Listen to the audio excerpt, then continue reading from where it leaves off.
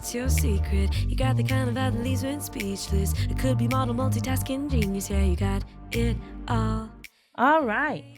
Welcome to another episode of Breakthrough Conversations with Rhoda and Company. It's the podcast where we explore what it really means to lead with purpose, courage, and guess what? Authenticity. Today's episode is titled From Billing Office to Boardroom, Bold Leadership and Transformative Conversations with Rhoshay Rogers.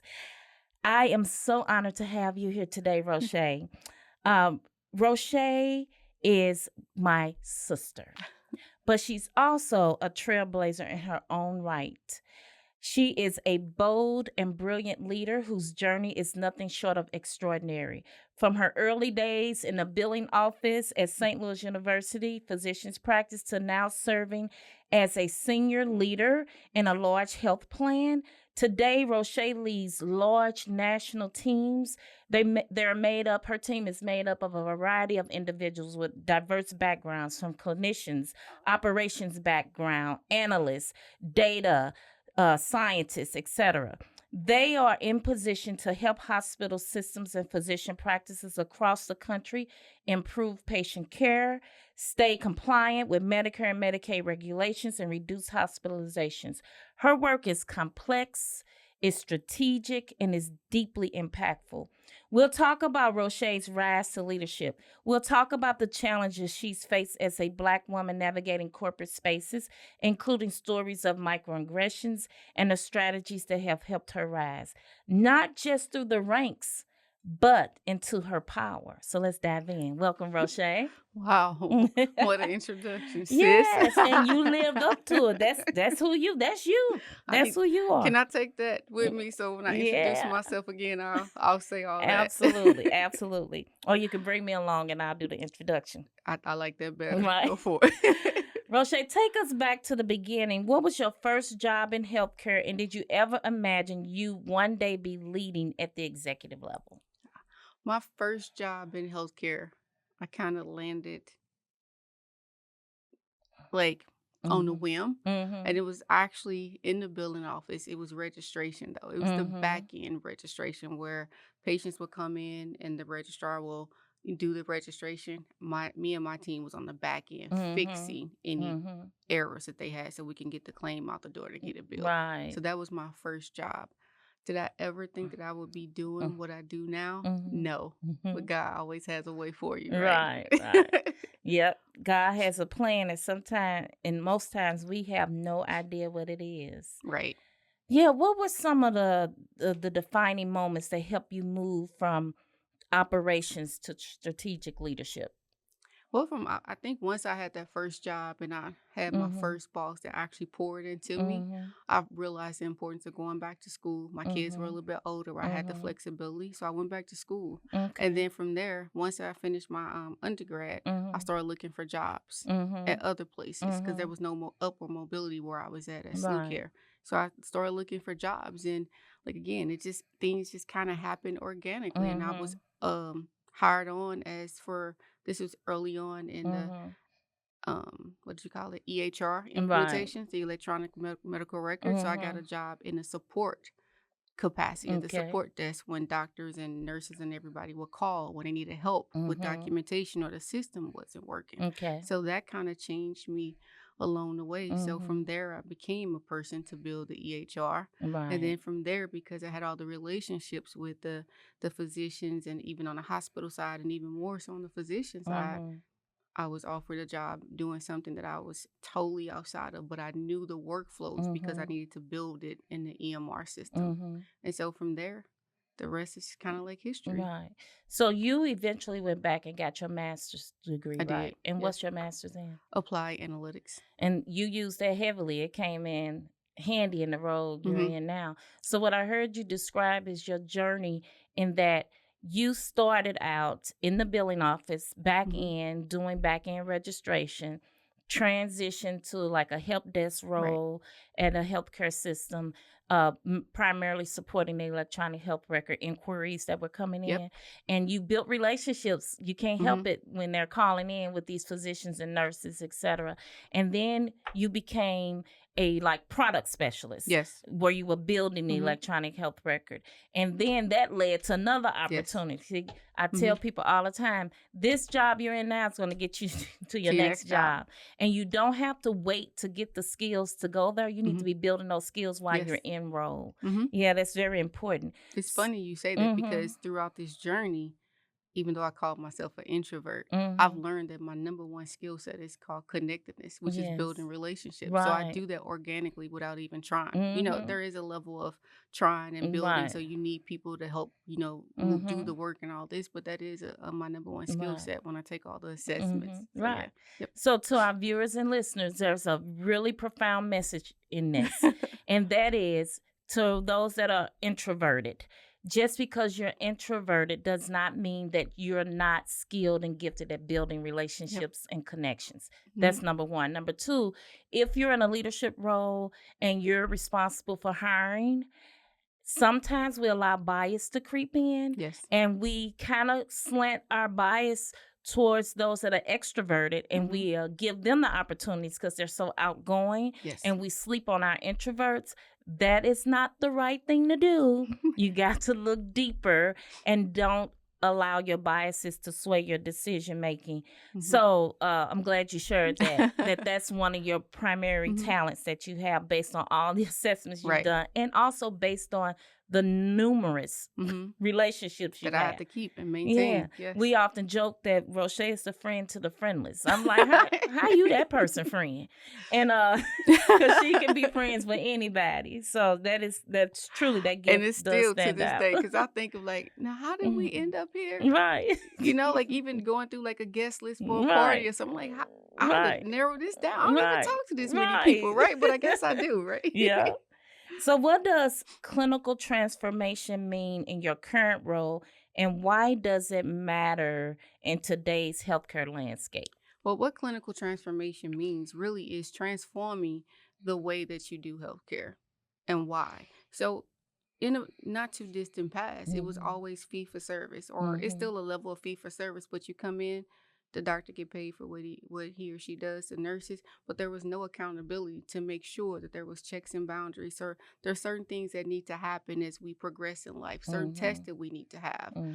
That's what that transformation is, moving from I'm just going to get paid just because I saw you, but more so checks and balances, making sure that when that patient comes into the office to be seen, or even in some type of surgery space, that it's actually helping that member. So it's helping the provider transform, and it's also helping the patient as that member, but patient transform as well too, into how we do things. So part of my job is ensuring that if you have diabetes, we're checking your glucose, your A1C level, or we're making sure that you have those diabetic eye exams, or you're taking your maintenance meds for hypertension or cholesterol.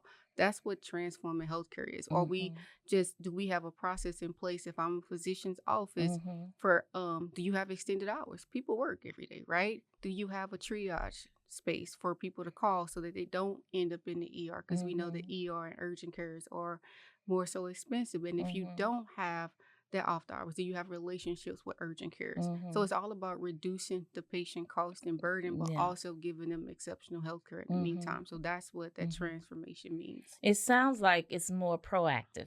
Yes. So let's bring the patients in based on these specific criteria that they may have, or diagnoses, and let's proactively manage their care.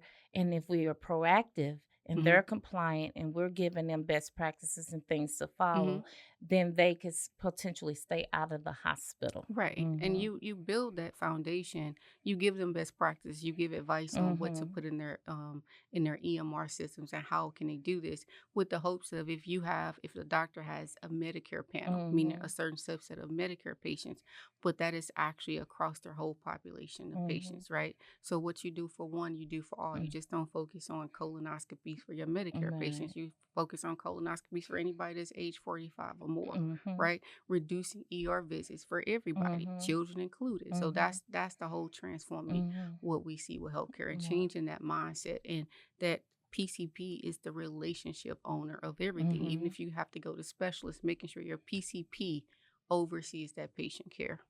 That is a pretty important job. It's pretty impressive too, especially because you're not a nurse. At all. But you play one on TV. Uh-huh. No. I often say that I'm not a nurse, but I can Google some things if I need to be to help move along that clinical conversation. Yes. That's amazing. Mm-hmm. Let's switch gears a little. What have been some of the biggest challenges you faced as a Black woman in leadership?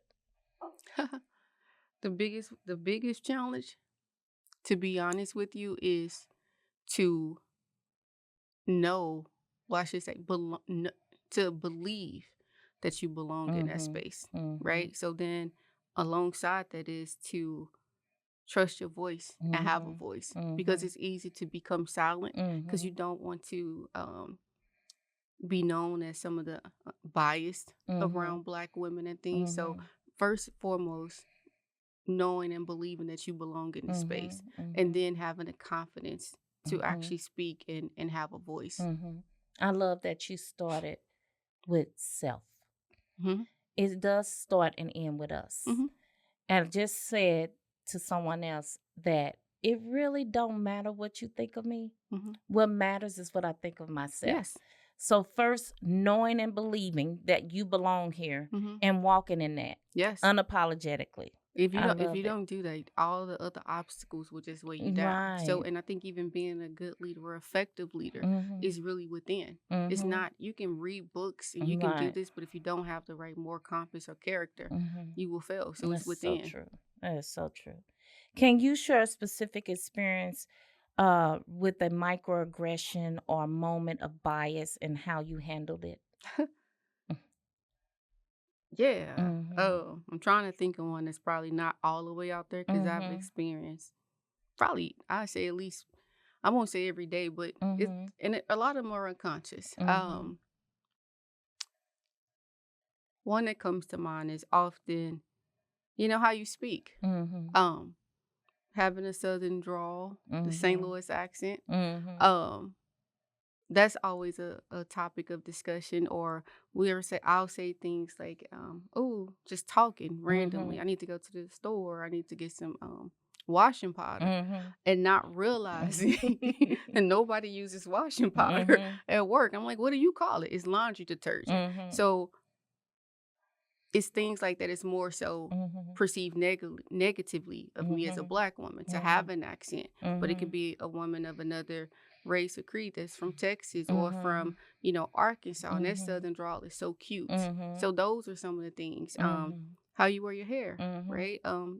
Pop a nail color. Yes. Like everything should be muted. I'm one of color, so I'm always do that. So it's always going to be some unconscious bias, or, oh, you're how old?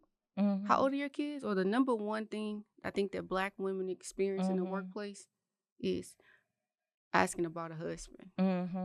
That's a very common question That's for us. probably the number one bias. If you don't have on a ring, like that's like some type of a hidden gem amongst some of our peers that we have to deal with. Having kids a little bit earlier, but I think the number one thing is about a husband. I think I had a really good friend. Her and I travel all over the world. We travel a lot. And a colleague actually asked, why do you and this person travel all the time together? Y'all can't find men? That was like a direct question to me. And I had to humble myself and answer a little bit outside of what I would normally say at work. I said, not only can I find men, I can find yours. Who said we don't have men? Right. And then I come back into professional. Our men does not like to travel and go to museums and things like we do. And I said, I never thought that traveling the world and seeing different things and experiencing different cultures and going to museums could be looked at as a bias if you're doing it with one of your best friends. Oh, I didn't mean it that way. But that's what it is, because it's perception. Because you're not married, you can't find men or something like that. Not thinking that maybe it's a choice not to be married or whatever, why you're not married. So that's probably, so I have a lot of them, but that's probably my number one. One of the stories you shared with me, and I would love for you to share, is when you worked at a specific health system and you had a leader that was doing your performance review, and this leader made note of, in your performance review, your dialect and how that may hold you back. Yeah. And I made note of it when she was talking to me, that was not in the evaluation. Right. That was me and her talking, Mm-hmm. right? And I said I have a professional voice and I also have my natural voice. And I've Mm-hmm. never tried to hide who I am Mm-hmm. or whose I am either. Right. And I said, and it's funny you say that because it hasn't held me back Mm-hmm. to this day. And that Right. same individual keeps up with me and then actually asked to be on my team. Mm-hmm. So who, me? Right. Somebody that said use Right. in a joking manner. Right. So yeah, and I think you have to, and first for it, Mm-hmm. that kind of weighs you Mm-hmm. down. And I Mm-hmm. think even to this day, I'm more Mm-hmm. cognizant of what I say and how I say it. And it is kind of like a limitation that you place on yourself Self, yeah. because I think what they equate a Black successful woman is Mm-hmm. somebody like Michelle Obama Mm-hmm. or Oprah, whatever. Mm-hmm. I'm just Rhoshay. I'm gonna Right. always be myself. I actually appreciate the African American vernacular English. Mm-hmm. I always say that's my first English. My Mm-hmm. first language. Right. English is my second, and it's Mm-hmm. fine. Mm-hmm. You can be who you want to Right. be. Right. And for those listening on and or watching, the lesson and message here is that when you live in a predominantly white society, we that are not considered that ethnicity, we're othered. We have this extra burden that we have to carry, and we deal with microaggressions. And I like to explain them. They're like mosquito bites, Mm-hmm. and they are like paper cuts. And so they're small, but you keep doing that over time and your whole body's swept up with mosquito bites Yep. or paper cuts. It's very uncomfortable. It's very heavy, and it's really damaging. I read an article one time. It was a Forbes, I believe, article where it was an African American woman who talked about wanting to take her life Mm-hmm. because of all the microaggressions she was experiencing in the workforce. So for those listening, what I want to say is if you are an ally or you're just open to learning, to please remember that. And if you're unsure, Right. ask the individuals that are not of the same ethnicity, how did that land? Mm-hmm. So that you can always be open to learning, because it does impact you. It even creates some post-traumatic stress, because you Absolutely. take that with you and you're taking it to your new workplace, and they're not even thinking about that Right. or looking at you like that, but you putting this extra pressure on yourself. Mm-hmm. Life is hard enough. We don't need extra hardness. Absolutely. And it's something that stays in the back of your head, even though you Mm-hmm. know that it's Right. not true, but you assume that Mm-hmm. everybody's judging you on that. And so Yes. that's when I come back to say you have to be confident in who you are, Yes. knowing that we all flawed. I'm not going to sit here and say I don't have any insecurities, Right. but I do. But I do know that who I am and what I know. Right. So we need that Yep. foundation. Mhm. Yes. So how have those moments shaped the kind of leader you've become? Well, initially when I got into leadership, I wanted to be the leader, unlike the leaders I had before. I made it a point not to do anything that offended me or be a certain kind of way that I found offensive. So that was first and foremost. And then you just start reading up on what is a good leader. Just because you call Yes. yourself a good leader does not mean you're a good leader. Right. So just doing the research, and I think the most important thing is don't do anything to people that you wouldn't want done to yourself. Right. If you have that foundation, you'll be okay. You treat people like people. You have accountability. I do not believe in yelling and getting upset and talking to people like they're children, because we're all grown. Right. You just be. Right. You just be human. Yes. I think that's really what's been for me. And then you start learning the different behavior styles, right? Because I think what people often don't understand going into leadership, the way I communicate with you may not be the same way I communicate with your colleague, because people don't receive information the same way. They don't receive feedback. So you start learning about the different levels of leadership and what makes you effective and what makes you not. So just pouring into yourself. Like I think if you were an athlete, you have to pour into yourself, and to be a leader, how do you continue to evolve with the changes and everything that happens? So that's kind of like what I pride myself on. Yes, it's human-centric leadership is what I'm hearing. Yeah, or I call you and say, Rhoda, no, they trying me. Right. How do I work this out? I always say I want to be the leader that people look forward to working for. Like people that have worked with me, I hope they're saying, I've not had a leader like Rhoda. And I think one thing I learned early on too, as a leader, you pretty much control that person's, your employee career trajectory. And their mental and Yeah, well-being. that too. But so how you lead them really determines where they go from there, right? With, like you said, the mental, the skill set, the abilities. So the goal is to have people up under you that actually grow to become you or even better than you. So all that goes into play. Right. And then they're learning from you. So they'll carry some of that forward in their leadership style. That's very wise. Very wise. You're leading teams of people. Some of your people used to work at the bedside, even. How do you coach and develop leaders who are learning to lead for the first time in a data-driven virtual, because I know you all work remote. So it's data-driven, heavy data, virtual environment in strategic spaces. Like, how do you pour into them? Kind of is understanding who is on your team and what their skill set and what is their opportunities, right? Yes. So if I know I have somebody who was a bedside nurse, they're really used to I wouldn't say task oriented, but you had all these certain orders that you have to do. So you speak to them in a way that resonates to something that they had to do when they were bedside versus your data analyst person or a person that comes from operations. I wouldn't say, because I don't have data analysts, but we analyze data. But people that come from operations, they already know like what you're talking about. You talk about it in step, almost like project management, and then you kind of merge everything together. So you have, I can look at my team right now. I have like some nurses that's going to give me the verbiage that I need to carry it. I'm gonna have the people that can pretty it up, and then somebody do the data, and we just make one big happy team. But it's really truly understanding who is on your team, what contributions that they have, and how can you apply that and partner them up with mentors. We had this we did this exercise where we were like superheroes or whatever, and I love the X-Men or whatever, so I was Storm just because I think she cute, and then we had Dr. X or whatever the name was, and what their superhuman strength was really what they were strong at. And then their weaknesses or something that like Superman and Kryptonite was something that would hurt them. So we took a whole team and partnered them up, mismatched them or whatever. And then that's how we came up with the team that we have now. And we know who to go to for certain things and who's next in line for what and all that. So we just do it that way. Yeah. So what I hear you saying is know your peeps. Yeah, you got to know your peeps. Yep.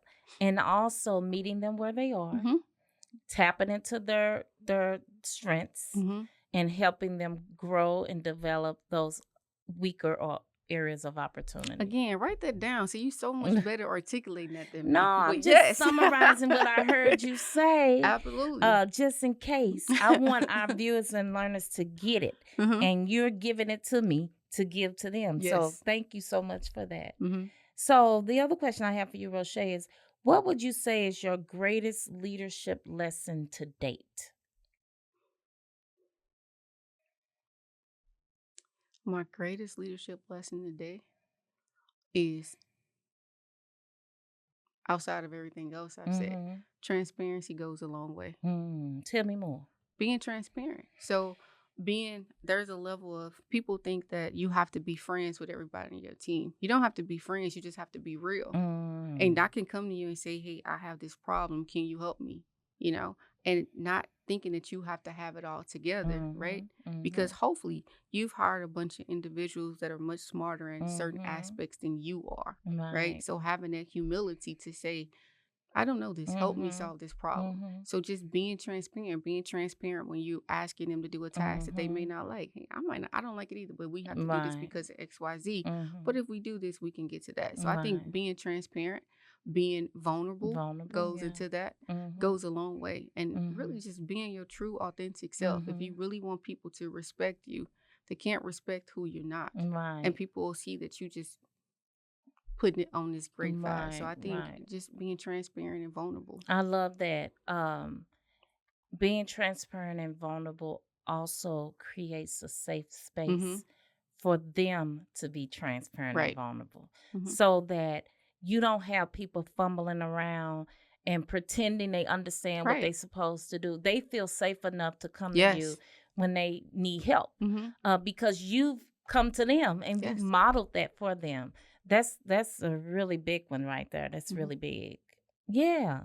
How do you define like bold leadership, and how have you embodied that?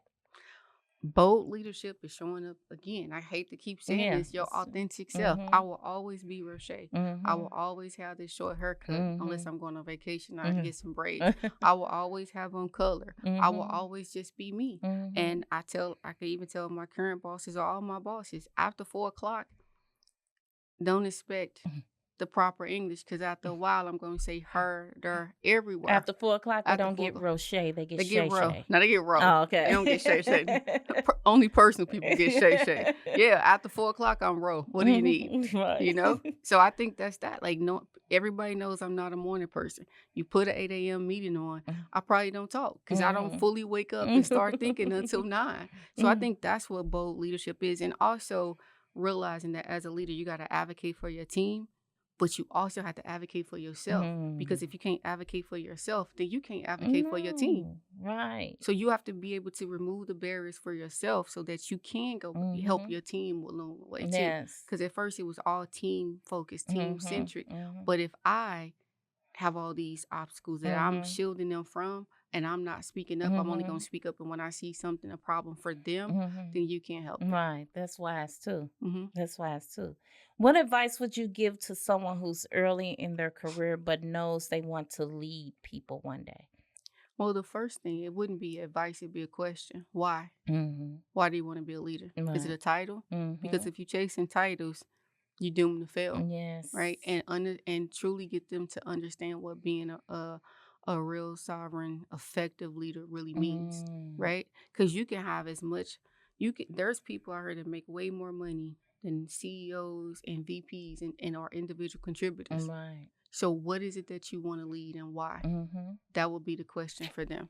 If people aren't your passion, yeah, you should not be leading them. Because you deal with a lot of problem issues. You do. Personal issues, and not personal issues like where people are not clocking in. And Right. all of my people are salary, but not, not that type. People have real life issues. You have somebody on the team who a family member with a tragic diagnosis, or you have a person on the team whose son is really good at AAU, and that person needs to work out of town while they're still working. That's personal issues, right? How can you help them be their best selves at work, but also having that flexibility to work at home? Right.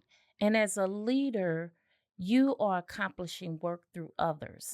So you no longer can control what it looks like, what the outcome, how it sounds, how it lands.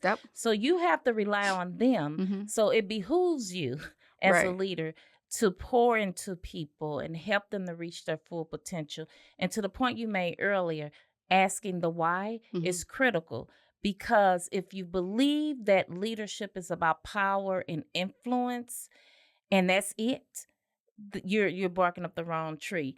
In my opinion, it's about building other leaders. It's about building other people. It's about building them up. It's about helping them to reach their full potential. It's about getting things done through others. So I think there's a misnomer for some individuals around what leadership truly means. Right. And I think it goes back to some advice you gave me early on, because I'm very introverted and type A. I was. You said, Rhoshay, if you ever want to be successful with this, you got to find the gray area, because I was black and white. So, but even within that gray area, being flexible, but also being totally okay, because I think some leaders can be intimidated if they have people on their team that's smarter than them. A real leader wants everybody around them to be smarter. If you're the smartest person in the room, you need to go to another room. You want the best of the best. And if they come and contribute to your team for 6 months, a year, 2 months, and move on, you have already gained a lot, because you have that knowledge that they share with other people. So again, when you want to be a leader, it's not just I'm the best, I'm the biggest, I'm the most paid or whatever, because that ain't even true either. Being the most paid, to give these titles and the money does not come with it. It's really empowering people to be the best selves, the best version of themselves. And it's hard. It is. And if you're taking away anything from this, it's really critical that you understand your why again, and not chase the titles, but I would say chase your passion. Like follow your passion. You don't even have to chase it. Just follow, walk into it. And if you really aspire to pour into others, leadership is your path. And if not, then there's other paths, as you just described, that people could take. You can make a lot of money as an individual And you contributor. sure can. You sure can. So, Rhoshay, what strategies or mindsets have helped you stay grounded and resilient through the highs and the lows? You got a hard question. Reframe. There's no such thing as a hard question. This is me pulling from my introverted self. Sorry, let me go to my extroverted self. Because I know I know where I came from. I come from very humble beginnings. You might as well say the projects of St. Louis. Yeah. So you can overcome those obstacles and be resilient enough to get to a place where I didn't even envision myself for other people. So that's what the resilience is. Right. This is just a job. Yeah. You know, overcoming some of the things that's in this book right here. There's no comparison. Right. And then what keeps you grounded? Everybody is a few paychecks. Yes. I don't care if it takes you a year worth of paychecks to getting right back there. Right, to where you started. To where you started. And just being, again, humbleness. If you really truly humble and point into yourself, that'll always keep you grounded. That's true. That is so true. So shout out to the book, Daughter of an Assassin. Rhoshay's in it because we grew up in the same house. Right, in the trenches. Yes, from the projects to the boardroom. Yes. Yeah, I tell people at work, and I've said this my entire career, this is easy compared to what I've been through. And so you're right, remembering where you came from. So you frame yours easy. I Yeah. said, now you know where I come from, right? Like, leave me alone. Right. And finally, if you can go back and give your younger self one piece of leadership advice, what would it be? You belong in any room that you want to step into. You don't have to have a seat at the table, have your own table. Right. Be okay with being by yourself. Be okay. But most importantly, be you. Right. It took me 40 years to get to a point where you could be okay with being you. Right. Bring your own table, bring your chair, and then conduct yourself in that confident way that you described earlier. They'll be asking, can they sit at your table? Every time. Yeah. Every time.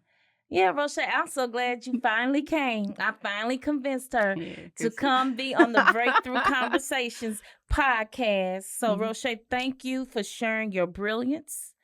Thank you for your boldness and your beautiful truth with all of us today. So your story is proof that you can start in the billing office and walk boldly into the boardroom, and that every challenge along the way can fuel your purpose. To our listeners, if you've ever doubted your path, let this be your reminder. You are not limited by where you start. I truly believe that. Bold leadership begins with belief in self, and it grows when we choose to keep showing up, when we keep learning and pouring into ourselves. As you spoke earlier about advocating for others, you first have to advocate for yourself. In order to teach others, you got to be a student always and learning. And keep leading with that intention. So don't forget to subscribe to my YouTube channel in this podcast. Leave a review. Share the episode with someone who needs to push and move through and break through. And so until next time, I'm Rhoda, and your breakthrough begins where? Here. Thank you for joining. Thank you for listening. Thanks for coming, Rhoshay. Thanks for having me. Hey, what's your secret? You got the kind of vibe that leaves you speechless. It could be model multitasking genius. Yeah, you got it all. Hey, what's your story? A kick-ass mom and 40 under 40. A soccer practice in your high heel glory. Yeah, you do it all.